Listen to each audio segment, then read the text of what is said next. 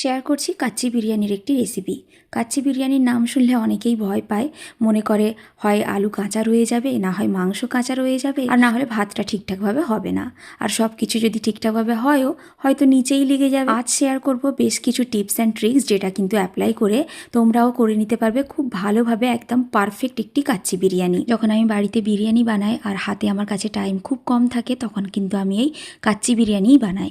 কারণ কাচ্চি বিরিয়ানি শুধু টেস্টফুল নয়, তৈরি করতে ভীষণ ইজি, কারণ হাঁড়ি বাসনও কম নষ্ট হয়।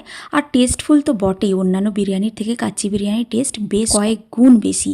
আজ আমি এখানে যে টিপসগুলো শেয়ার করছি সেইগুলো অ্যাপ্লাই করে তোমরা কিন্তু একবার বাড়িতে ট্রাই করে দেখতে পারো। আশা করছি অবশ্যই তোমাদের কিন্তু কাচ্চি বিরিয়ানি ভালো হবে। আমি যদি পারি তোমরাও। আমি এখানে সব কিছুর মাপ বলে দিচ্ছি, সেই মতো তোমরা বাড়িয়ে বা কমিয়ে নিতে পারো। এখানে আমি 1 কিলো চিকেনের সাথে প্রায় 250 গ্রাম দই দিয়ে আর স্ক্রিনে দেওয়া সমস্ত মশলাগুলো দিয়ে ম্যারিনেট করে ওভারনাইট রেখে এবার যখন বিরিয়ানিটা রান্না করব তার কিছুক্ষণ আগে আলুটা ম্যারিনেট করে নেব। এখানে আমি 4 পিস একটু বড় সাইজের আলুকে মাঝখান থেকে হাফ করে নিয়ে স্ক্রিনে দেওয়া সমস্ত মশলাগুলো দিয়ে ম্যারিনেট করে নিয়েছি। আর ফুড কালারটা দিয়েছি অপশনাল, এটা চাইলে স্কিপ করতে পারো। এটা ম্যারিনেট করে কিছুক্ষণ রেখে দেবো। এবারে ভাতটা রেডি করে নেব। চালটাকে আমি কিছুক্ষণ আগে ধুয়ে আধ ঘন্টার মতো ভিজিয়ে রেখেছিলাম, এতে করে ভাতটা খুব ঝরঝরে হয়। এবারে ভাতটা চাপিয়ে এতে আমি কিছুটা নুন, চিনি, গোটা গরম মশলা আর অল্প একটু তেল দিয়ে মিক্স করে চাপিয়ে দিয়েছি। যতক্ষণে ভাতটা রেডি হচ্ছে ততক্ষণে পেঁয়াজের বেরেস্তাটা বানিয়ে নেব। কিছুক্ষণ পর একটা ভাতকে আমি এরকমভাবে চেপে দেখছি, একটু প্রেশার দিলেই এরকমভাবে ভেঙে যাচ্ছে, কিন্তু চটকে যাচ্ছে না, তাহলেই মনে করবে হয়ে গেছে।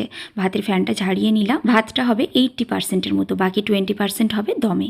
এবারে লেয়ারিংয়ের পালা। যে হাঁড়িতে আমি লেয়ার করব সেটাকে প্রথমে গরম করে নিচে একটুখানি ঘি লাগিয়ে দিয়েছি। এবারে প্রথমে দিয়ে দেব আলুগুলো ম্যারিনেশন থেকে ঝেড়ে ঝেড়ে তুলে দিয়ে দিয়েছি। আর এই ম্যারিনেশনটাকে ফেলে দেব। এই ম্যারিনেশনটা কিন্তু দেয়া যাবে না, তাহলে বিরিয়ানিটা পুরো নষ্ট হয়ে যাবে। এবারে এর ওপরে দিয়ে দিচ্ছি চিকেনগুলো দেওয়া হয়ে যাওয়ার পর এবারে দিয়ে দেবো পেঁয়াজের বেরেস্তা। তার আগে একটু হাতে ক্রাশ করে নেব। দিয়ে দিচ্ছি বিরিয়ানির মশলা। আমি এখানে সানের বিরিয়ানির মশলা ইউজ করছি, তোমরা চাইলে কিন্তু ঘরে তৈরি করে নিতে পারো। তার উপরে দিয়ে দিলাম শাহজিরা আর কিছুটা কাজুকে গুঁড়ো করে নিয়ে সেটা। শাহজিরা আর কাজু গুঁড়োটা অপশনাল, চাইলে স্কিপ করতে পারো, তবে দিলে কিন্তু খুব ভালো একটা ফ্লেভার অ্যাড হয়। আর সানের বিরিয়ানির মশলা যদি ইউজ করো তাহলে কিন্তু একটু গরম মশলার গুঁড়োও অ্যাড করবে, তাতে করে ফ্লেভারটা আরও ভালো হয়। এবার উপর থেকে দিয়ে দিলাম ভাতগুলো, আর যে গোটা গরম মশলা দিয়েছিলাম ভাতে সেগুলো দেখতে পেলে একটা একটা করে তুলে ফেলে দেবো। এবার উপর থেকে দিয়ে দিচ্ছি বিরিয়ানির মশলা, একটু গরম মশলার গুঁড়ো, একটু পেঁয়াজের বেরেস্তা আর ফুড কালারটা অপশনাল, চাইলে স্কিপ করতে পারো। এবার একটা বাটিতে অল্প একটু দুধ নিয়ে মাইক্রোওভেনে একটু গরম করে নেব। তারপর দিয়ে দিয়েছি রোজ ওয়াটার আর কেওড়া ওয়াটার। এবারে সেটাকে মিক্স করে জায়গায় জায়গায় এরকমভাবে ঢেলে দেবো। আচ্ছা, এখানে চালের মাপটা বলতে আমি ভুলে গেছি। এখানে আমি 400 থেকে 450 গ্রামের মতো চাল নিয়েছিলাম। এবারে মুখটাকে ভালো করে কাভার করে দমে চাপিয়ে দেব। দমে চাপানোর টাইমটা কিন্তু ভালো করে লক্ষ্য রাখবে।